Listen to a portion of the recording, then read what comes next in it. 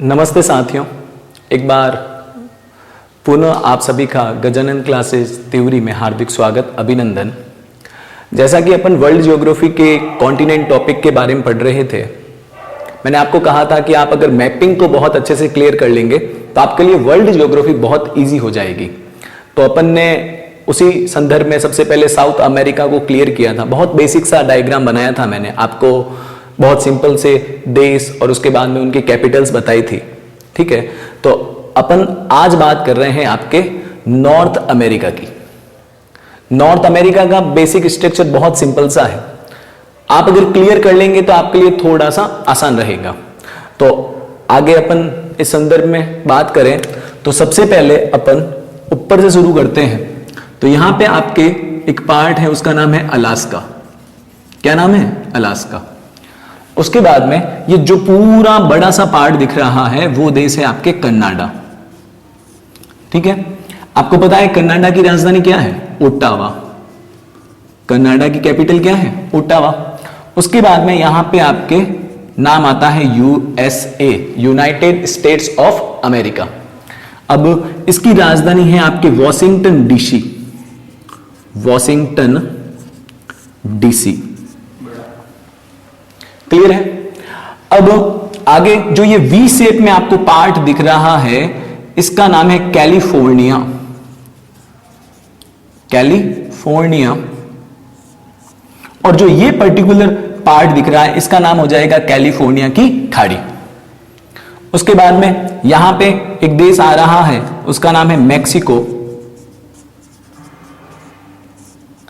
Mexico की राजधानी क्या है? Mexico city. तो यहीं पे लिख देता हूं मैक्सिको सिटी। फिर उसके बाद में बहुत छोटे छोटे देश आते हैं। नॉर्मली अपने को इनके बारे में जानकारी होनी चाहिए, बहुत ज्यादा इंपॉर्टेंट नहीं रहेंगे ये।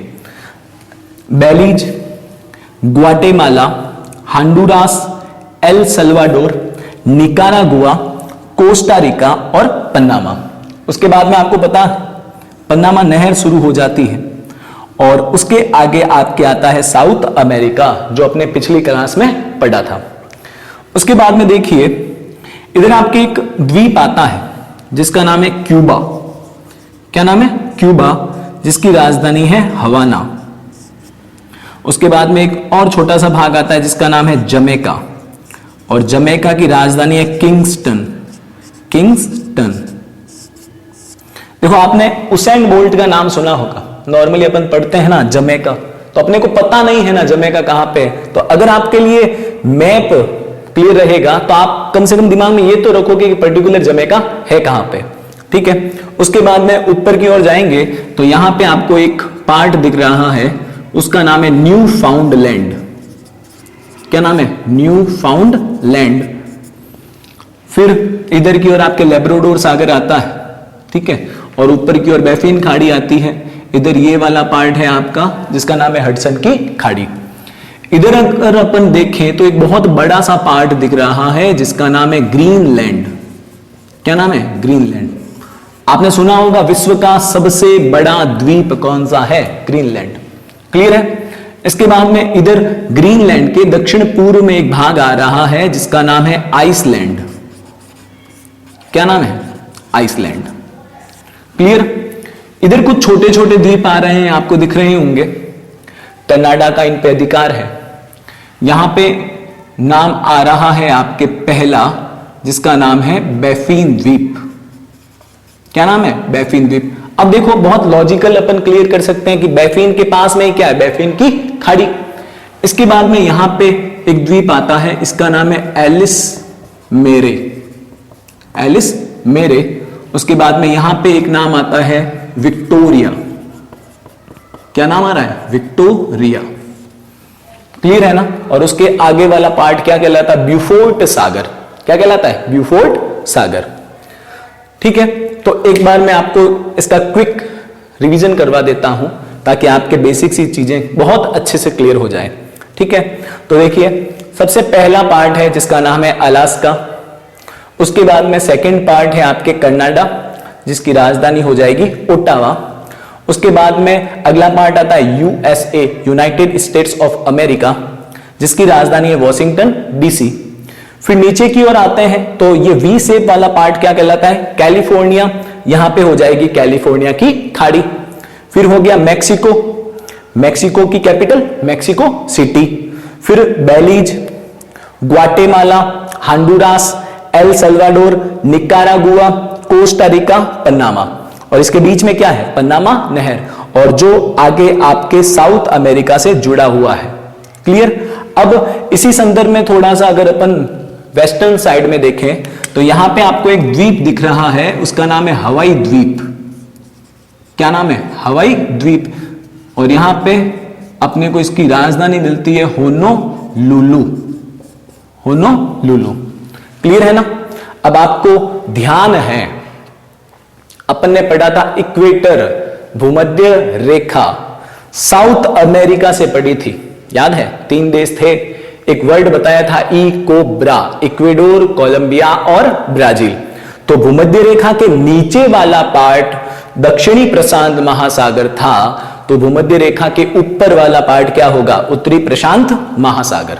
क्लियर हुई बात? जैसे मान लीजिए ये मैं लाइन खींच रहा हूं, ये आपके हो गई भूमध्य रेखा, तो भूमध्य रेखा के ऊपर क्या है? उत्तरी प्रशांत महासागर। और आपको पता है 23.5 डिग्री उत्तरी अक्षांश रेखा को क्या बोलते हैं? कर्क रेखा। और ये कर्क रेखा आपके नॉर्थ अमेरिका में कुछ इस प्रकार से गुजर रही है। देखिए, सबसे पहले कैलिफोर्निया को कट कर रही है, कैलिफोर्निया के बाद मैक्सिको को, फिर मैक्सिको की खाड़ी से जा रही है, फिर आगे सीधी चली जाती है। क्लियर हुआ? आगे बढ़ते हैं थोड़ा अपन। यहां पे जो ये पार्ट है वो क्या कहला रहा है? मैक्सिको की खाड़ी। ये वाला पार्ट क्यूबा, हवाना, जमैका, किंगस्टन, अपन ने पढ़ा था। साउथ अमेरिका के ऊपर क्या है? कैरिबियन सागर। ठीक है? यहां पे एक पार्ट आता है जिसका नाम है सारगैसो सागर। ये कॉम्पिटिटिव एग्जाम में बहुत बार सवाल आया है, पीसीएस एग्जाम में बहुत बार पूछा जा चुका है। सारगैसो सागर उत्तरी अटलांटिक महासागर में स्थित। अब नाम सारगैसो बताया जाता है कि सारगैसम नाम की एक घास है, उसके कारण इसका सारगैसो सागर नाम पड़ा। उसके बाद में ऊपर की ओर जाओगे तो आपको एक पार्ट मिलेगा जिसका नाम है न्यू फाउंडलैंड। अब न्यू फाउंडलैंड एक्चुअल में एक प्रकार का ग्रैंड बैंक है, मत्स्य पालन केंद्र। क्या नाम है? मत्स्य पालन केंद्र। और जगह का नाम न्यू फाउंडलैंड। ऊपर की ओर देखो लेब्राडोर सागर। क्या नाम है? लेब्राडोर सागर। फिर ऊपर की ओर बैफिन द्वीप हो गया आपके, ये हडसन की खाड़ी हो गई, ये बैफिन की खाड़ी हो गई, ऊपर एलिस मेरे हो गया, इधर विक्टोरिया हो गया और इधर ब्यूफोर्ट सागर हो गया। और यहां पे आपके विश्व का सबसे बड़ा द्वीप कौन सा? ग्रीनलैंड। आपको यह ध्यान होगा कि ग्रीनलैंड की राजधानी नुक या गॉडथॉब है। नुक या गॉडथॉब। क्लियर? अब जो ग्रीनलैंड है ना, उस पे आपके डेनमार्क देश का राजनीतिक अधिकार है। किस देश का अधिकार है? डेनमार्क का। डेनमार्क आपके यूरोप कॉन्टिनेंट में आएगा। जब अपन यूरोप की बात करेंगे तो जो आपके जर्मनी है ना, जर्मनी के ऊपर की ओर आता है डेनमार्क। क्लियर है? तो ये बेसिक सी स्ट्रक्चर आपको मैप की क्लियर करनी है। और उसके बाद में ग्रीनलैंड के दक्षिण पूर्व में आपके आता है आइसलैंड। और आइसलैंड की राजधानी क्या है? रिग्जाविक। आइसलैंड की राजधानी क्या है? रिग्जाविक। तो ये बेसिक सी स्ट्रक्चर बहुत अच्छे से आपके क्लियर होगी। क्लियर है ना? अब देखो, मैप बताने का रीजन ये होता है कि अब आप जब भी कोई भी टॉपिक पढ़ोगे ना नॉर्थ अमेरिका से रिलेटेड, तो आपके वो बहुत आसानी से क्लियर होगा। अब जैसे मान लीजिए मैं टॉपिक लेता हूं जैसे जल संधि। अब जैसे कि एक दो एग्जाम्पल लेते हैं, पर्टिकुलर टॉपिक अपन सब अलग से पढ़ेंगे, बस एक एग्जाम्पल के माध्यम से बता रहा हूं। जैसे यहां पे एक नाम आता है फ्लोरिडा। यहां पे एक नाम क्या आता है? फ्लोरिडा। तो यहां पे एक जल संधि आती है जिसको बोला जाता है फ्लोरिडा की जल संधि। क्या बोला जाता है? फ्लोरिडा की जल संधि। अब बताया था कि फ्लोरिडा जगह क्लियर, फ्लोरिडा जल संधि क्लियर। अब जल संधि दो जल राशियों को तो जोड़ेगी और स्थल भूभागों को क्या करेगी? अलग करेगी। तो देख लीजिए, मैक्सिको खाड़ी किससे जुड़ गई? सारगेसो सागर या फिर उत्तरी अटलांटिक महासागर से। किसके माध्यम से? फ्लोरिडा जल संधि के माध्यम से। और दो स्थल भूभाग कौन से अलग हुए? फ्लोरिडा अलग हुआ किससे? क्यूबा से। क्लियर हुई बात? तो जब मैप याद होता है तो अपने दिमाग में एक इमेज बन जाती है, उससे अपन बहुत आसानी से चीजें याद कर लेते हैं। उसके बाद में एक जैसे एक एग्जांपल ले, और नाम आता है यूकाटन जल संधि। क्या नाम आता है? यूकाटन जल संधि। अब आप खुद देख लीजिए, आप अपने आप बता सकते हैं कौन से दो स्थल भूभाग अलग हो रहे हैं और कौन सी दो जल राशियां जुड़ रही है। देखिए, मैक्सिको खाड़ी किससे जुड़ रही है? कैरेबियन सागर से। मैक्सिको किससे अलग हो रहा है? क्यूबा से। क्लियर हुई बात? तो ये बहुत सिंपल सी चीजें। फिर जैसे ऊपर की ओर एक और जल संधि अगर अपन देखें नॉर्मली, यहां पे एक नाम आता है आपके डेविस जल संधि। क्या नाम आता है? डेविस जल संधि। अब आप खुद बता सकते हैं कि डेविस जल संधि किसको जोड़ रही है और किसको अलग कर रही है। अब डेविस जल संधि किसको जोड़ेगी? बैफिन खाड़ी को लैब्राडोर सागर से। और किन दो स्थल राशियों को अलग करेगी? ग्रीनलैंड को, इधर क्या है? कनाडा, इसी का एक पार्ट है बैफिन द्वीप, उसको क्या कर रही है? अलग कर रही है। तो बहुत सिंपल सी चीज है। उसके बाद में देखो, यहां पे आपको आइसलैंड दिख रहा है, इधर ग्रीनलैंड दिख रहा है। इसमें भी अगर अपन देखें तो यहां पे एक जल संधि आती है जिसका नाम है डेनमार्क जल संधि। क्या नाम आता है? डेनमार्क जल संधि। अब ये डेनमार्क जल संधि क्या करेगी? आइसलैंड को इधर ग्रीनलैंड से तो क्या करेगी? अलग करेगी। और नीचे की ओर देखिए आप, उत्तरी अटलांटिक महासागर है और ऊपर की ओर आपके उत्तरी ध्रुव सागर या आर्कटिक महासागर आ जाता है। तो वो दोनों आपस में जुड़ जाएंगे और ये दोनों स्थल भूभाग आपस में अलग हो जाएंगे। तो क्लियर है? तो बहुत सिंपल सी चीज मैंने आपको बताई है। अब ये सारी चीजें बहुत जगह पे जुड़ जाती है। मैंने आपको पहले ही बताया है, वर्ल्ड जियोग्राफी में आपको मैपिंग आनी बहुत जरूरी है। उसके बाद में इंटरनेशनल अगर जीके की बात करेंगे तो उसमें बहुत बार अपन न्यूज़पेपर में बहुत सारी जगहों के नाम पढ़ते हैं। अब वो जगहों के नाम अगर पता तो है, मैक्सिको का आपने नाम सुना है, यूएसए का सुना है, सब जगहों के लगभग नाम सुन रखे हैं, लेकिन अपने को एग्जैक्ट लोकेशन नहीं पता। अगर लोकेशन पता होती तो आपके लिए बहुत सारी चीजें आसान हो जाती। क्लियर हुई बात?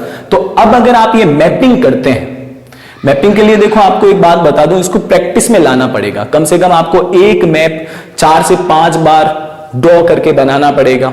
1-2 बार गलतियां होगी, लेकिन आपको पता है कि बार बार गलतियां नहीं होती। जैसे आप अपनी प्रैक्टिस बढ़ाओगे तो आप परफेक्ट होते जाओगे।